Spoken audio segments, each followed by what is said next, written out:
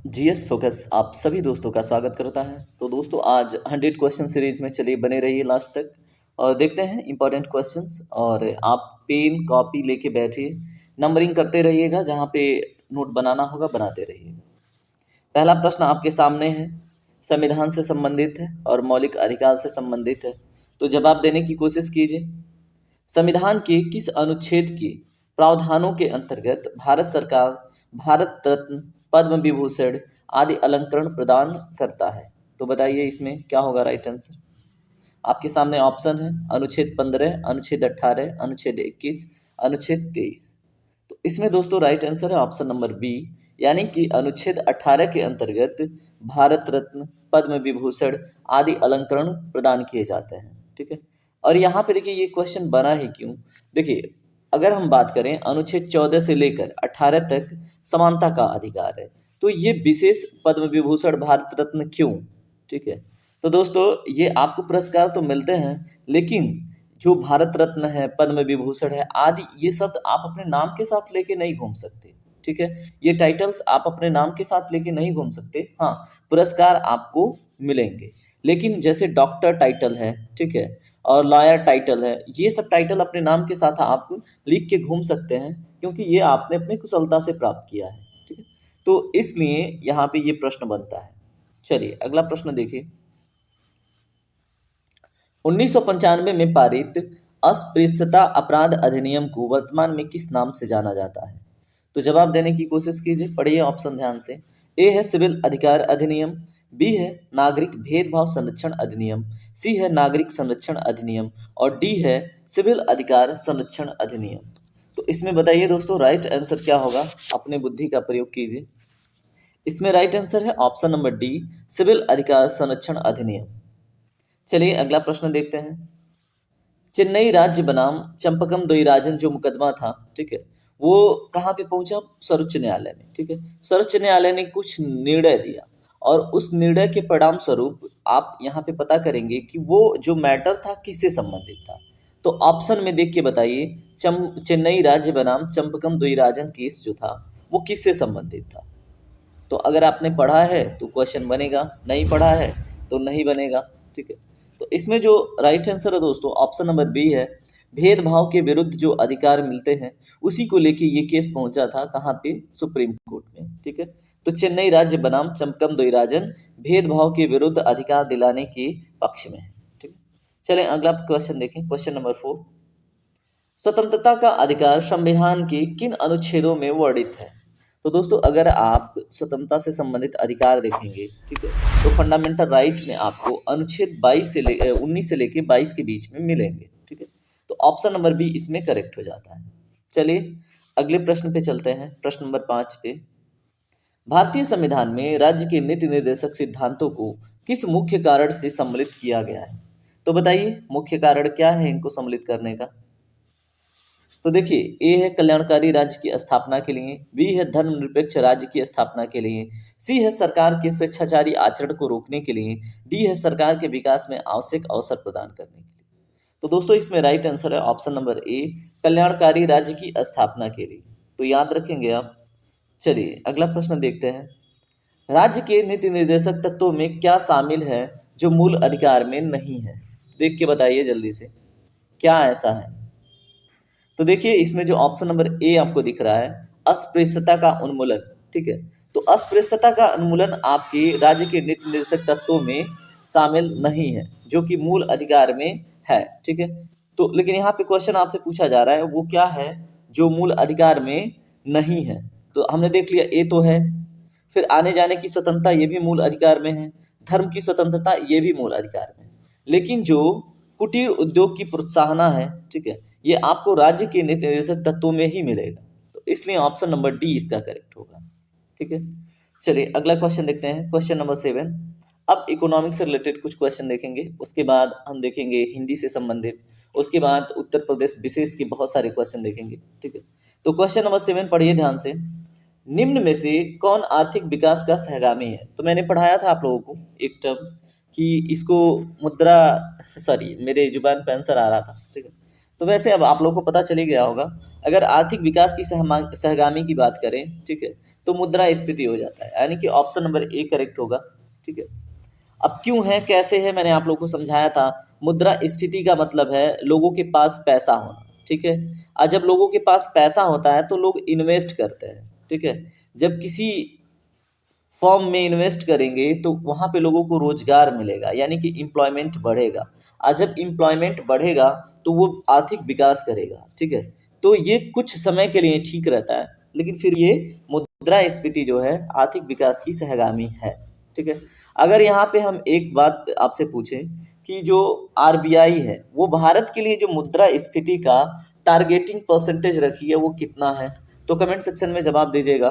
वैसे मैं बता देता हूँ 4+- 2% का टारगेट है। ठीक है, कि भारत की जो यहाँ पे आर्थिक सहगामी यानी मुद्रास्फीति की दर है वो 2 से 6% के बीच में ही रहनी है। 2 से 6% के बीच में ही, ना तो ऊपर जानी है ना तो 2 से कम आनी है। ठीक है, तो पूछे प्रश्न तो आपसे आंसर बनना चाहिए। अगला प्रश्न देखिए, निम्नलिखित में से कौन सा मूल्य ह्रास को परिभाषित करता है। तो जब मैं आप लोग को जीडीपी पढ़ा रहा था तो ये समझाया था। अब इस क्वेश्चन को कीजिए। तो दोस्तों इसमें जो ऑप्शन नंबर बी है वो करेक्ट होगा। टूट फूट के कारण समय के साथ उपकरणों की जो हानि होती है वही क्या करते हैं, हम जब जीडीपी की गणना देखते हैं, ठीक है, तो जीडीपी से जब एनडीपी कैलकुलेट करते हैं तो क्या करते हैं, मूल्य ह्रास को घटाते हैं। और मूल्य ह्रास मैंने आप लोग को डिटेल में समझाया था। ठीक है, चलिए अगला प्रश्न देखते हैं, प्रश्न नंबर 9। ये बैंकिंग से संबंधित प्रश्न है। पहला पूर्ण इंडियन बैंक किस वर्ष स्थापित किया गया था। तो ऑप्शन पढ़िए ध्यान से, जवाब देने की कोशिश कीजिए। इसमें दोस्तों अगर हम राइट आंसर की बात करें तो ऑप्शन नंबर बी करेक्ट होगा। 1894 में पंजाब नेशनल बैंक की स्थापना हुई थी, तो याद रखेंगे। ठीक है, यहाँ पे पंजाब नेशनल बैंक से संबंधित कुछ डिटेल दिया गया है, उसको पढ़िएगा। ठीक है, देखिए इसकी पहली शाखा पूछे कहाँ पे स्थापित हुआ, तो लाहौर में हुआ था, जो आज पाकिस्तान में है। ठीक है, और 1947 के विभाजन के बाद शाखा को भारत में स्थानांतरित कर दिया गया था, तो याद रखिएगा। ठीक है, चलिए अब हम चलते हैं अगले प्रश्न पे। इकोनॉमिक्स से रिलेटेड ये भी क्वेश्चन होगा। वह वर्ग कौन सा है जिसको मुद्रास्फीति के कारण सबसे अधिक हानि होती है। तो जवाब देने की कोशिश कीजिए। देनदार को, लेनदार को, व्यापारी वर्ग को, या वास्तविक परिसंपत्तियों के धारक को। तो दोस्तों ये भी मैंने आप लोग को समझाया था। जो मुद्रास्फीति की स्थिति में सबसे अधिक हानि होती है जो देनदार होता है। ठीक है, जैसे मान लीजिए मैंने एग्जांपल लेके आप लोग को समझाया था कि अगर इसने आपको मुद्रास्फीति के समय से पहले 10 रुपए दिए थे। ठीक है, तो जैसे मान लीजिए ये कोई ए व्यक्ति है। ठीक है, ए कोई व्यक्ति है और ये बी भी कोई व्यक्ति है। ठीक है, अब ए क्या है, ये ऋण देता है। ठीक है, तो इसको हम डी से डिनोट कर लें, दाता, और जो बी है ये ऋण लेता है। ठीक है, तो दोस्तों अब मान लीजिए एक नॉर्मल सिचुएशन था मार्केट में। ठीक है, तो ए ने क्या किया, ये जो ए व्यक्ति है बी को 10 रुपए दिए। ठीक है, मुद्रास्फीति से पहले नॉर्मल स्थिति में। ठीक है, और उस समय जो बी है वो 10 रुपए का मान लीजिए कि आलू 1 किलो खरीद सकता था। ठीक है, सिंपल सा बात। अब देखिए जब मुद्रास्फीति का समय है, ठीक है, उस स्थिति में 10 रुपए में 1 किलो आलू नहीं मिल रहा है। ठीक है, अब 20 रुपए में 1 किलो आलू मिल रहा है। ठीक है, तो दोस्तों यहाँ पे बताइए क्या ए वाले को प्रॉफिट हुआ। मुद्रास्फीति के समय में अगर बी वाला कहे कि भैया 10 रुपया तुम अपना ले लो, ठीक है, तो क्या ए वाला अब 10 रुपए में 1 किलो आलू खरीद पाएगा, नहीं खरीद पाएगा। तो यहाँ पे हानि किसकी हुई, देने वाले को। ठीक है, तो जो देनदाता होता है उसको सबसे अधिक हानि होती है मुद्रास्फीति की स्थिति में, और जो लाभ होता है दोस्तों वो लेनदार को होता है। ठीक है, तो ये कॉन्सेप्ट आप याद रखिएगा। चलिए अगला प्रश्न देखिए, मुद्रास्फीति से लाभान्वित होता है, तो बताइए अभी हमने आपको समझाया कौन होता है। इसमें राइट आंसर की बात करें तो दोस्तों कौन होगा सबसे अधिक लाभान्वित, जो ऋणी होता है। ठीक है, जो कर्ज लेता है उसको ज्यादा लाभ प्राप्त होता है। चलिए अगला प्रश्न देखते हैं, प्रश्न नंबर 12। मुद्रास्फीति की उच्च दर और बेरोजगारी की उच्च दर एक साथ जब उपस्थित हो मार्केट में, ठीक है, तो उस स्थिति को क्या कहते हैं, बताइए। देखिए ये मैंने आप लोग को समझाया था कोरोना काल का एग्जाम्पल लेके। ठीक है, अगर आप लोग को याद नहीं आता है, ठीक है, तो चुल्लू भर पानी लीजिए और पी जाइए, और क्या ही करेंगे आप, है ना। इसमें देखिए मैंने आप लोग को समझाया था, जब एक साथ दोनों स्थिति उत्पन्न हो तो उसको स्टैगफ्लेशन कहते हैं। ठीक है, तो ऑप्शन नंबर बी इसका करेक्ट होगा। बाकी जिन्होंने जवाब दिया है उनके लिए तालियां यहाँ पे। चलिए अब अगला प्रश्न देखते हैं, प्रश्न नंबर 13। मुद्रास्फीति को इनमें से किसके द्वारा रोका जा सकता है? तो ध्यान से पढ़िए। मुद्रास्फीति मैंने बताया था कि आरबीआई क्या करती है। ठीक है, तो ए है बचत का बजट, बी है प्रत्यक्ष कराधान में वृद्धि, सी है सरकारी व्यय में कटौती, डी है इनमें से सभी। तो दोस्तों इसमें राइट आंसर क्या होगा? देखिए, अगर मुद्रास्फीति को नियंत्रित करना है, ठीक है, तो इसमें सारे के सारे ऑप्शन करेक्ट हैं। ठीक है, बचत का बजट, यानी बजट में क्या है, बहुत सारे पैसे आवंटित नहीं करने हैं, बहुत सारे सरकारी व्यय नहीं करने हैं। ठीक है, प्रत्यक्ष कराधान में वृद्धि, टैक्स में वृद्धि मैंने आप लोगों को बताया था। उसके बाद सरकार की जो व्यय होती है, जैसे मान लीजिए बहुत सारी योजनाओं के थ्रू व्यय करता रहता है सरकार। ठीक है, सब्सिडी देता रहता है बहुत सारा। ठीक है, तो लोगों को खरीदने की आदत बहुत एक्सट्रीम लेवल पे चली जाती है, तो उसमें भी क्या करना है, रोक लगाना है। तो ऑप्शन नंबर करेक्ट हो जाएगा दोस्तों। ठीक है, चलिए अब हम देखेंगे दोस्तों हिंदी की प्रश्नावली। हिंदी में तत्सम तद्भव जल्दी जल्दी से देख लेते हैं, कुछ इंपॉर्टेंट क्वेश्चन आपके सामने हैं। ठीक है, तो करने की कोशिश कीजिएगा। क्वेश्चन नंबर 13, 14, 15, 16, ये इसमें सभी में आपको तत्सम शब्द ढूंढने हैं। ठीक है, तो जल्दी से जवाब दीजिए। 13, 14, 15, 16 को रोक के वीडियो। तो देखिए, अगर 13 नंबर का अगर राइट आंसर की बात करें तो ऑप्शन नंबर बी करेक्ट होगा। कुपात्र इसमें क्या है, तत्सम शब्द है। ठीक है, और प्रश्न नंबर 14 में देखिए, जो चारों ऑप्शन पढ़ते हैं आप, तो इसमें जो ऑप्शन नंबर डी है, सुमन। ठीक है, तो सुमन इसमें क्या है दोस्तों, तत्सम है। ठीक है, उसके बाद 15 नंबर में देखिए, 15 नंबर में जो आपका निर्जीव शब्द है। ठीक है, तो निर्जीव कैसा है, तत्सम है। ठीक है, अगर आप 16 नंबर की बात करते हैं तो पुष्प, पुष्प क्या है, तत्सम है। ठीक है, लेकिन अगर फूल बोले तो फूल आपका तद्भव हो जाता है। ठीक है, और तत्भव तत्सम जिनको नहीं पता है वो एक लाइन सिंपल सी याद रखेंगे, जो संस्कृत भाषा का शब्द बिना उसमें परिवर्तन किए हम अपने वर्तनी में प्रयोग करते हैं। ठीक है, अपने बोलचाल में प्रयोग करते हैं, वो सभी तत्सम शब्द कहलाते हैं। ठीक है, अगर उन्हीं शब्दों में थोड़ा परिवर्तन करके हम व्यवहारिक भाषा में कुछ शब्द बना लेते हैं उन्हीं संस्कृत शब्दों का, तो उन्हें हम तद्भव कह देते हैं। बस इतना सा अंतर है, जान लीजिए, आपके क्वेश्चन नहीं छूटेंगे। अब यहाँ पे भी आपको तत्सम शब्द ही ढूंढने हैं, 17, 18 और 19 और 20 में। ठीक है, तो ढूंढ के जल्दी से जवाब दीजिए। तो देखिए, अगर हम प्रश्न नंबर 17 की बात करें दोस्तों, तो इसमें जो अश्रु है, ठीक है, ये हो गया आपका तत्सम। ठीक है, 18 नंबर में देखिए, तो 18 नंबर में आपको जो ओज दिख रहा है, ये हो गया तत्सम। ठीक है, 19 नंबर के क्वेश्चन में जो आप देख रहे हैं, इसमें आश्चर्य। ठीक है, तो आश्चर्यचकित होना, आश्चर्य हुआ। ठीक है, ऐसे शब्द ये कैसे हैं, तत्सम वाले हैं। ठीक है, प्रश्न नंबर 20 देखिए, उसमें आपको जो विवाह है, ठीक है, विवाह भी क्या है, तत्सम है, तो याद रखिएगा। चलिए अगला प्रश्न देखते हैं, यहाँ पे भी आपको तत्सम शब्द ही ढूंढने हैं, तो जल्दी से ढूंढ के बताइए, पढ़िए ध्यान से। देखिए, अगर हम प्रश्न नंबर 21 की बात करें तो इसमें जो करोड़ शब्द है, ठीक है, ये तत्सम हो जाता है। क्वेश्चन नंबर 22 में देखें दोस्तों, तो निर्मम, तो निर्मम भी हो जाता है आपका तत्सम। अगर 23 नंबर का प्रश्न देखें तो इसमें जो भगवान शब्द है, ठीक है, ये भी आपका हो जाता है क्या, तत्सम, तो याद रखेंगे आप। ठीक है, चलिए यहाँ पे भी आप, यहाँ पे थोड़ा सा आपका आयाम चेंज होता है। ठीक है, तो यहाँ पे दोस्तों अब आपको तद्भव शब्द ढूंढने हैं। ठीक है, तो ढूंढिए प्रश्न नंबर 24 में, 25 में, 26 में, 27 में। ठीक है, मैंने पेज खर्च नहीं किए। ठीक है, आप लोग यहीं पे ध्यान से जवाब देने की कोशिश कीजिएगा। बताइए प्रश्न नंबर 24 का राइट आंसर क्या होगा।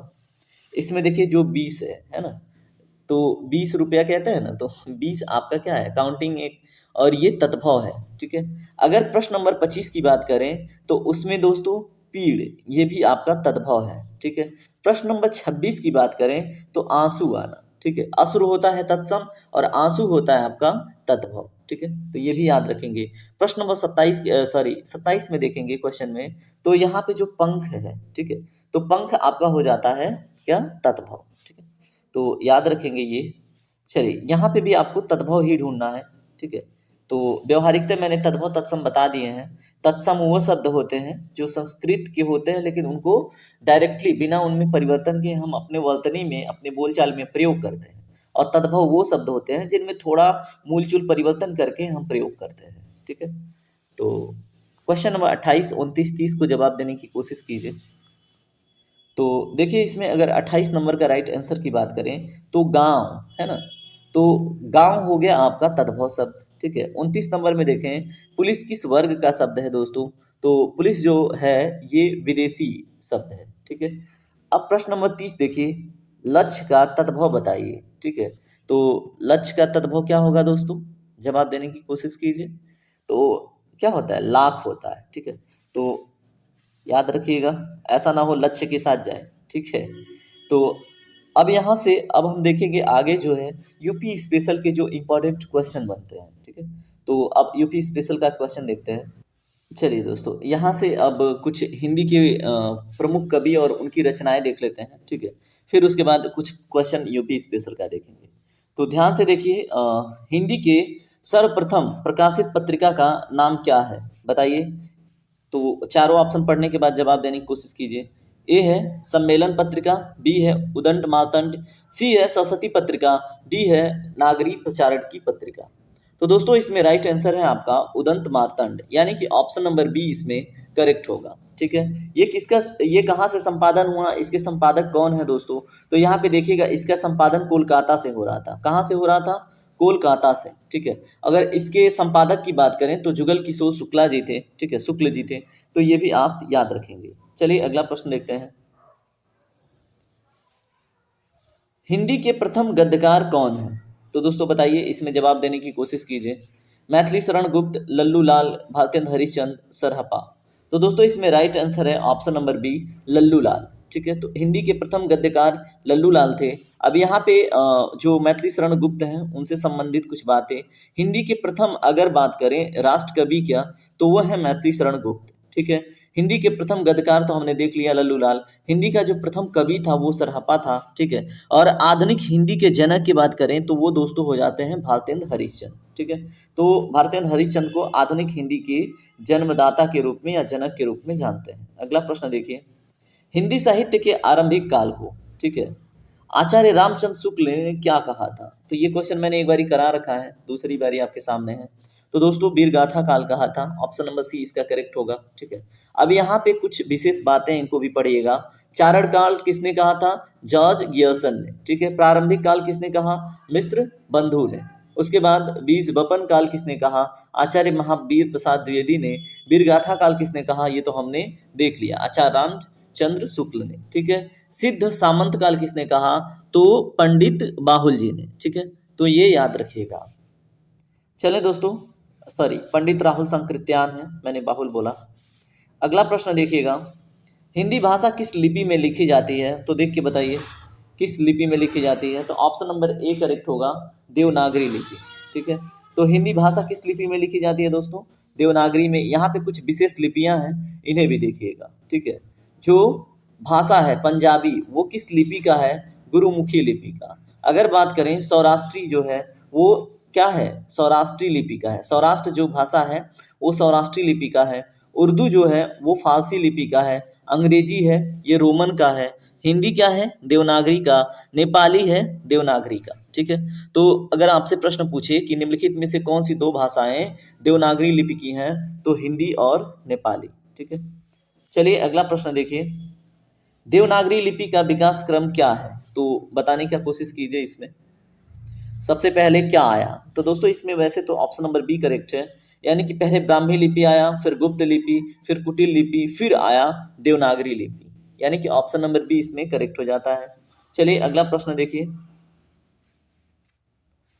चिंतामणि के रचयिता कौन है, तो यहाँ पे हमने रचना देखनी है, तो बताइए। ए है जयशंकर प्रसाद, बी है महावीर प्रसाद द्विवेदी, सी है रामचंद्र शुक्ल, डी है हरिओध। तो दोस्तों इसमें राइट आंसर है option number C, Ramchandra Shukla. ठीक है, तो चिंतामणि के रचयिता रामचंद्र शुक्ल हैं। अब यहाँ पे कुछ इंपॉर्टेंट बातें दी गई हैं, उन्हें भी पढ़िएगा। ठीक है, वीरगाथा काल किसने कहा, आचार्य रामचंद्र शुक्ल ने ही कहा था। ठीक है, हिंदी साहित्य के रचयिता कौन है, रामचंद्र शुक्ल। महावीर प्रसाद द्विवेदी के नाम पर ही द्विवेदी युग का नाम रखा गया है, ये भी याद रखिएगा। जो यहाँ पे आपको महावीर प्रसाद द्विवेदी दिख रहे हैं, तो हिंदी में जो द्विवेदी युग आता है ना, ये इन्हीं के नाम पे आता है। ठीक है, और जयशंकर प्रसाद किस मतलब किस वाद से संबंधित थे दोस्तों? तो ये थे छायावादी के प्रमुख प्रवर्तक, ठीक है। तो इनके बारे में भी आप याद रखेंगे। चलिए अगला प्रश्न देखते हैं। जब जब होए धर्म की हानि, बाढ़े असुर अभिमानी, प्रस्तुत पंक्ति के रचनाकार कौन है? तो इसमें बताइए, जवाब दीजिए। तो दोस्तों ये इसमें राइट आंसर है, तुलसीदास कहते हैं, ठीक है। तो तुलसीदास की जो अन्य रचनाएं हैं, अगर उसके ऊपर बात करेंगे तो गीतावली, दोहावली, बरवे रामायण, ये सब किनकी रचना है? बताइए, तुलसीदास जी की, ठीक है। चलिए अगला प्रश्न देखते हैं। इंदु पत्रिका के संपादक का नाम क्या है? तो दोस्तों इसमें अगर आप आते हैं, क्वेश्चन पढ़ लेते हैं, इसमें राइट आंसर हो जाता है अंबिका प्रसाद गुप्त और जयशंकर प्रसाद, ठीक है। इन दोनों में से एक है, ठीक है। और याद रखिएगा इंदु पत्रिका में इन दोनों का योगदान था, तो पूछे एग्जाम में तो पता होना चाहिए। अधिकतर भारतीय भाषाओं की लिपियों का विकास किस प्राचीन लिपि से हुआ है? तो अधिकतर जो भारतीय भाषाओं का विकास हुआ है वो ब्राह्मी लिपि से हुआ है, ठीक है। तो आप खुद जवाब देने की कोशिश कीजिए सुनने से पहले, ठीक है। चलें अगला प्रश्न देखें। वीरगाथा काल के सर्वश्रेष्ठ कवि कौन माने जाते हैं? इसमें से पढ़ के बताइए। तो दोस्तों इसमें राइट आंसर है option number A, Chandar Bardai, ठीक है। तो वीरगाथा काल के सबसे सर्वश्रेष्ठ कवि कौन है? चंदर बरदाई, ठीक है। अगर उनकी रचना की बात करें तो पृथ्वीराज रासो जो है, ठीक है। और ये वीरगाथा काल के हैं। पृथ्वीराज चौहान के चरित्र का वर्णन इन्होंने किसमें किया? बताइए, पृथ्वीराज रासो में, ठीक है। तो इतना याद रखिएगा। चलिए अगला प्रश्न देखते हैं। कबीरदास की भाषा क्या थी? तो जवाब देने की कोशिश कीजिए। तो दोस्तों उनकी भाषा पंचमेल खिचड़ी या सधुक्कड़ी थी, तो याद रखेंगे आप, ठीक है। और इनकी रचनाओं की बात करेंगे तो सखी, सबद, रमैनी, ये किनकी रचना है? कबीरदास की, ठीक है। चलिए अगला प्रश्न देखिए ध्यान से। छत्रसाल दशक किसकी रचना है? तो दोस्तों इसमें अगर हम राइट आंसर की बात करें तो भूषण की, ठीक है। तो छत्रसाल दशक भूषण की रचना है, आप याद रखेंगे। और यहाँ पे कुछ अन्य विशेष बातें दी गई हैं, ठीक है। जैसे भूषण की अन्य रचनाएं पूछे तो उसमें आपका शिवा बावनी हो जाएगा, ठीक है। तो आप इसको ध्यान से पढ़िएगा। विद्वानों ने इनको 6 ग्रंथ माने हैं, किसको? शिवराज भूषण, शिवा बावनी, छत्रसाल दशक, और उसके बाद क्या है? भूषण उल्लास, भूषण हाजरा, दुष्णोल्लास, ठीक है। ये इनको विद्वानों ने क्या माना है? 6 ग्रंथ, इनकी जो 6 रचनाएं हैं, ठीक है। तो ये भी याद रखिएगा। और केशवदास साहनी की रचना क्या है? रसिक प्रिया, ठीक है। यहाँ पे जो आपको दिख रहे हैं केशवदास, तो रसिक प्रिया इनकी रचना है, ये भी आप याद रखेंगे, ठीक है। और केशवदास को ही कठिन काव्य के प्रेता के रूप में जाना जाता है, या तो हिंदी का प्रेता। तो केशवदास के बारे में भी इतना याद रखिएगा। चलिए अगला प्रश्न देखते हैं। अगला प्रश्न ध्यान से देखिए। पल्लव की रचयिता कौन है? तो दोस्तों पल्लव की रचयिता सुमित्रा नंदन पंत है, ठीक है। और अगर उनकी अन्य रचनाओं की बात करें तो चिदम्बरा, पल्लव, कला और बूढ़ा चांद, लोकायतन, चिदम्बरा, सत्यकाम, ये सभी रचनाएं किनकी है? पल्लव की, ठीक है। सॉरी, सुमित्रा नंदन पंत की, ठीक है। तो ये बात आप याद रखेंगे। चलिए अब हम देखेंगे उत्तर प्रदेश विषय से संबंधित कुछ महत्वपूर्ण प्रश्न, उसके बाद आगे बढ़ेंगे। चलिए अगला प्रश्न अब देखेंगे हम यूपी स्पेशल जीके से संबंधित। तो ध्यान से देखिए। निम्न में से किस नदी के तट पर गोरखपुर जनपद स्थित है? तो ये बहुत सारे एग्जामों में पूछा जाता है, तो बताइए। और इस बारी तो और पूछे जाने की संभावना है। तो ए है घाघरा, बी है गंडक, सी है राप्ती, डी है सरयू। तो दोस्तों जाहिर सी बात है, मैंने पढ़ाया भी है, इसमें ऑप्शन नंबर सी करेक्ट हो जाता है। राप्ती नदी के किनारे मतलब मेरा गोरखपुर स्थित है, ठीक है। अब यहाँ पे देखिए, अगर घाघरा से संबंधित बात हो तो घाघरा की लंबाई 1080 किलोमीटर लंबी है, ठीक है। जो तिब्बत में से कहाँ से निकलती है? मैप्चाचुंगो ग्लेशियर से। तो आप ये घाघरा के बारे में याद रखेंगे, ठीक है। अगर बात करें तिब्बत, नेपाल और भारत से होकर बहने वाली नदी, तो वो घाघरा हो जाएगी, ठीक है।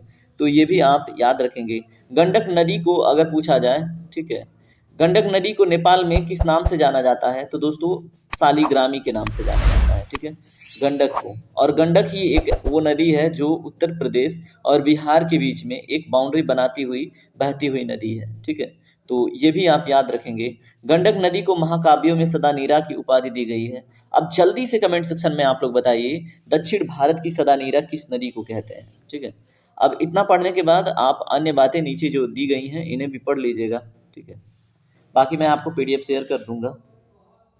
चलिए अगला प्रश्न देखिए। निम्न में से कौन सी नदी यमुना की सहायक नदी नहीं है? तो जल्दी से जवाब देने की कोशिश कीजिए।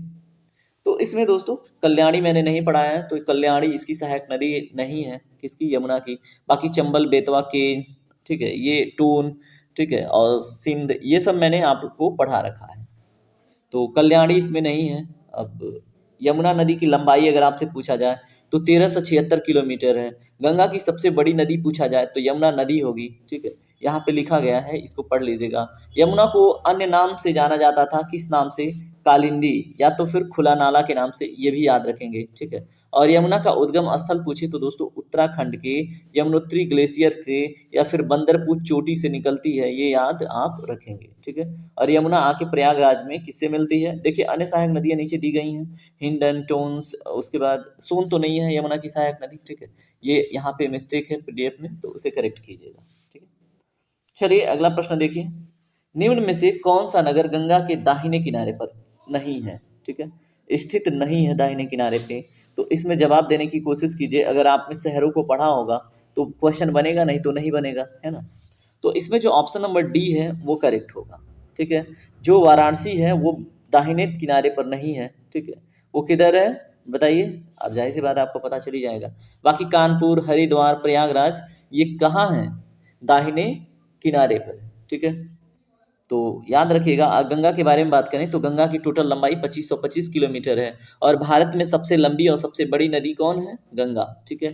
अगर गंगा नदी को उत्तर प्रदेश में देखें तो इसकी लंबाई 1450 किलोमीटर केवल उत्तर प्रदेश में बहती है, ठीक है, मतलब आधे से अधिक उत्तर प्रदेश में बहती है।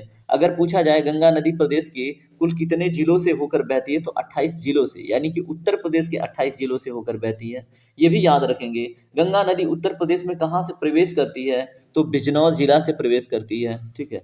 तो ये भी आप याद रखिएगा, ठीक है।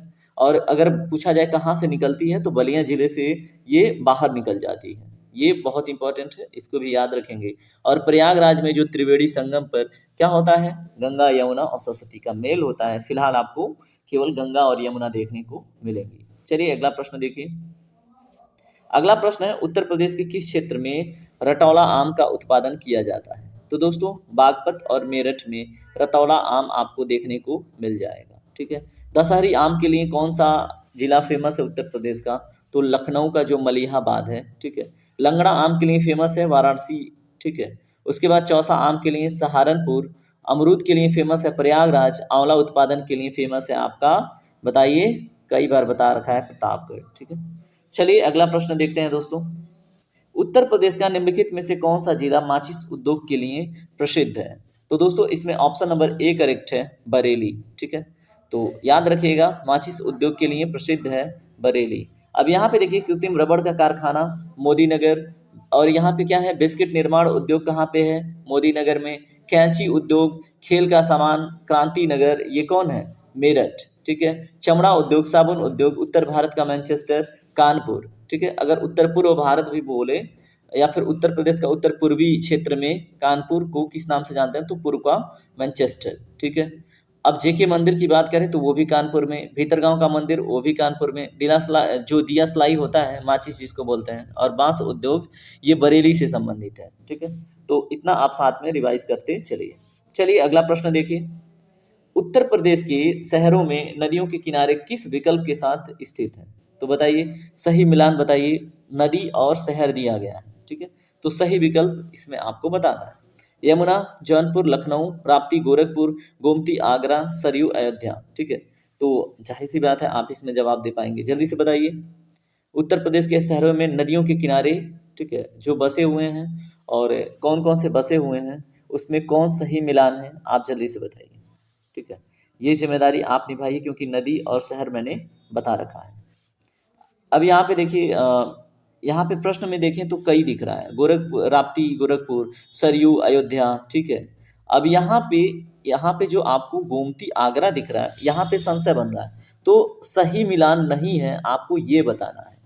बाकी तो यमुना किनारे जौनपुर, लखनऊ है ही, ठीक है। लखनऊ है, आप बताइएगा, क्या यमुना के किनारे लखनऊ है, कमेंट सेक्शन में जल्दी से बताइए, या फिर गोमती के किनारे है। अब इसमें ना आप जवाब देने की कोशिश कीजिएगा, बाकी आगे बढ़ते हैं, ठीक है। देखिए वैसे एक चीज़ आपको बता दूं, आगरा का ताजमहल, ठीक है, किस लिए फेमस है बताइए, उसके किनारे कौन सी नदी है? तो अगर आपसे बन गया हो तो बहुत अच्छी बात है, अगर नहीं बना हो तो इसमें गलत मिलान है आपका ये, ठीक है। और ये, और बाकी राप्ती गोरखपुर और सरयू अयोध्या ये दोनों सही हैं, ठीक है। तो इस क्वेश्चन में ही मिस्टेक था, ठीक है।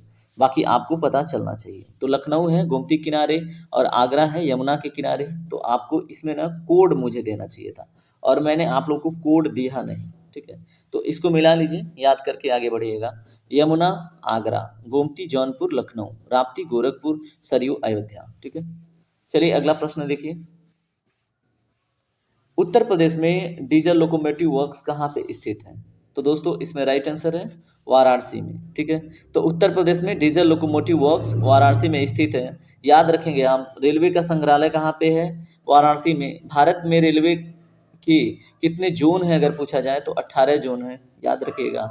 जिनमें उत्तर प्रदेश के अंदर कितने हैं? 2 जोन, ठीक है। कौन कौन? उत्तर मध्य रेलवे और पूर्व उत्तर रेलवे। और उत्तर मध्य रेलवे का जो मुख्यालय है वो प्रयागराज में है, और उत्तर पूर्व रेलवे का जो आपका हेडक्वार्टर है वो गोरखपुर में है, ठीक है। उत्तर पूर्व रेलवे का, ठीक है, या पूर्वोत्तर रेलवे का। चलिए अगला प्रश्न देखिए। अगला प्रश्न क्या है? निम्नलिखित में से उत्तर प्रदेश के किस जिले में तुलसी मानस मंदिर स्थित है? तो दोस्तों इसमें ऑप्शन नंबर बी करेक्ट हो जाता है, वाराणसी में, ठीक है। तो उत्तर प्रदेश के तुलसी मानस मंदिर की बात करें तो वाराणसी में है। बाकी ये सभी मंदिर दिए गए हैं, इनको आप वीडियो रोक के पढ़ के ही आगे टेस्ट में बढ़िएगा, ठीक है। तो चलिए अगला प्रश्न देखते हैं। प्रश्न नंबर, अभी आ चुके हैं हम लगभग 78 पे, ठीक है। काउंटिंग आपने नहीं किया लेकिन मैंने कर रखा है। अगला प्रश्न देखिए, निम्नलिखित में से कौन सा मंदिर और स्थान सही नहीं है? तो बताइए किसका मिलान सही नहीं है? तो दोस्तों इसमें जो ऑप्शन नंबर डी है, जो काशी विश्वनाथ मंदिर है, ये प्रयागराज में नहीं है। आपको पता ही है काशी कहाँ पे है, ठीक है। बाकी राम जन्मभूमि अयोध्या में अभी पूजन हुआ है, उससे रिलेटेड एक बहुत अच्छा सेशन मैंने रिकॉर्ड किया है, आपको कमेंट डिस्क्रिप्शन में मिल जाएगा, उसको देख लीजिएगा। श्री कृष्ण जन्मभूमि मंदिर मथुरा में है, बहुत फेमस है। सारनाथ मंदिर वाराणसी में है, ठीक है। तो इसमें काशी विश्वनाथ मंदिर, आप जल्दी से बताइए, प्रयागराज में नहीं है तो कहाँ पे है, ठीक है। ऑप्शन नंबर डी करेक्ट हो जाएगा इसमें। चलिए अगला प्रश्न देखिए ध्यान से। भारत के किस शहर को दुनिया का सबसे पुराना शहर माना जाता है?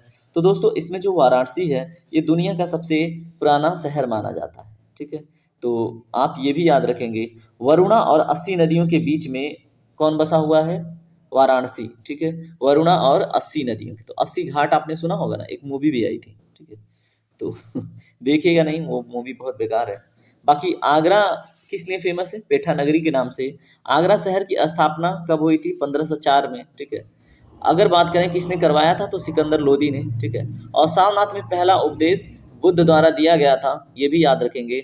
और सारनाथ में ही धमेक स्तूप की स्थापना की गई थी, ठीक है। चलिए अगला प्रश्न देखिए, प्रश्न नंबर, अभी देखते रहिए। उत्तर प्रदेश के निम्नलिखित शहरों में से किस शहर को उसके प्राचीन नाम अयाजसा से जाना जाता है? ठीक है, तो बताइए उत्तर प्रदेश का कौन सा शहर है जिसको प्राचीन में अयाजसा के नाम से जाना जाता था? तो दोस्तों इसमें राइट आंसर है अयोध्या, ठीक है। तो ये बहुत इंपॉर्टेंट हो जाता है आपके एग्जाम के लिए, तो इसको करके जाइएगा एग्जाम में, ठीक है। तो अयोध्या में ही सरयू नदी है, अयोध्या को ही कौशल जनपद की राजधानी बनाया गया था, ठीक है। तो ये भी याद रखेंगे। अगर बात करें इसको पूछा था यूपी कांस्टेबल 2018 में, ये भी याद रखेंगे, ठीक है। अयोध्या का पुराना नाम साकेत भी था, ये भी आप याद रखिएगा। कन्नौज का पुराना नाम कन्याकुब्ज था, यहाँ पे जो आपको कन्नौज दिख रहा है। और यहाँ पे अगर बात करें कन्नौज का पुराना देख लिया, कन्नौज किस लिए फेमस है मैंने आप लोग को पढ़ा रखा है, इत्र नगरी के लिए, ठीक है। और इत्र के लिए फेमस है। झांसी का पुराना नाम बलवंत नगर था, ये भी याद रखेंगे आप, ठीक है। और झांसी की रानी यहीं से संबंध रखती हैं, और इनके नाम पे एक नेशनल सॉरी क्या बोलते हैं उसको, झांसी करके एक बांध है, ठीक है, रानी लक्ष्मीबाई बांध है। तो आप बताइएगा किस नदी पे है, कमेंट सेक्शन में जल्दी बताइए, क्योंकि ये चीज़ मैंने आपको पढ़ाया है। बाकी कानपुर की रिलेटेड विशेषता हमने बहुत सारी बता रखी है, तो उसके बारे में देखते रहिएगा, ठीक है। अगला देखिए, 16 महाजनपदों की अवधि के दौरान सुसेन जनपद की राजधानी क्या थी? तो बताइए इन चारों ऑप्शन में राइट आंसर क्या है? इसमें दोस्तों मथुरा सही जवाब होगा, ठीक है। तो 16 महाजनपदों की अवधि के दौरान जो सुसेन की जनपद थी, ठीक है, सुसेन जो जनपद था उसकी जो राजधानी थी वो मथुरा थी। बाकी मथुरा के बारे में देख लीजिए, मथुरा को पूर्व में किस नाम से जानते थे? मधुरा के नाम से, ठीक है। और इसका जो अन्य नाम है सुसेन नगरी व पेड़ा नगरी भी है। और बाकी उत्तर प्रदेश में सबसे कम वर्षा कहाँ पे होती है ये भी आपको पता होगा, ठीक है। और सबसे अधिक मेले कहाँ पे लगते हैं ये भी आपको पता होगा, क्योंकि मैंने पढ़ाया ना। हिंडन हवाई अड्डा किस जिले में स्थित है बताइए जल्दी से।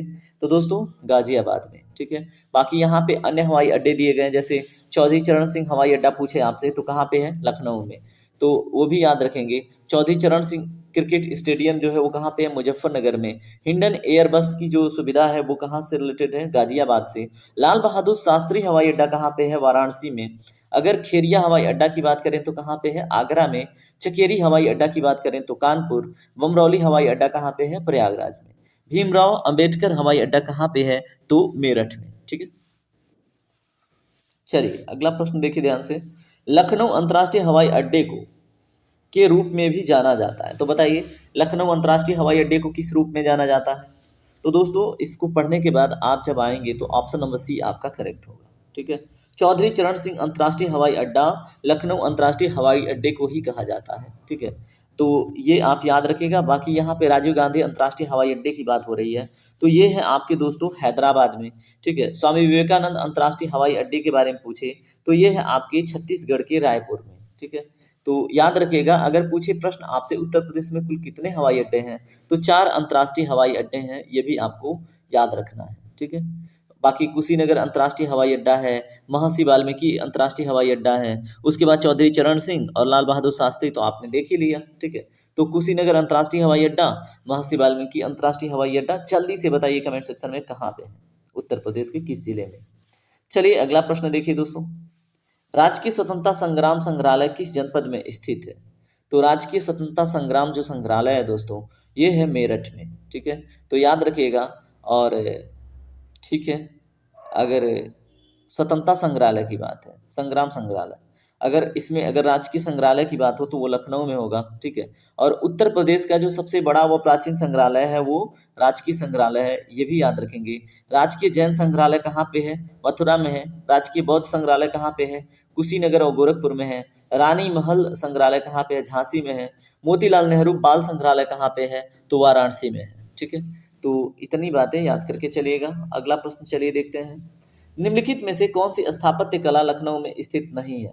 तो दोस्तों इसमें राइट आंसर की बात करें तो शाही पुल, ठीक है। तो शाही पुल स्थापत्य कला लखनऊ में नहीं है, ठीक है। तो याद रखेंगे। और यहाँ पे कुछ अन्य स्थापत्य कला हैं, इनके बारे में देख लीजिए।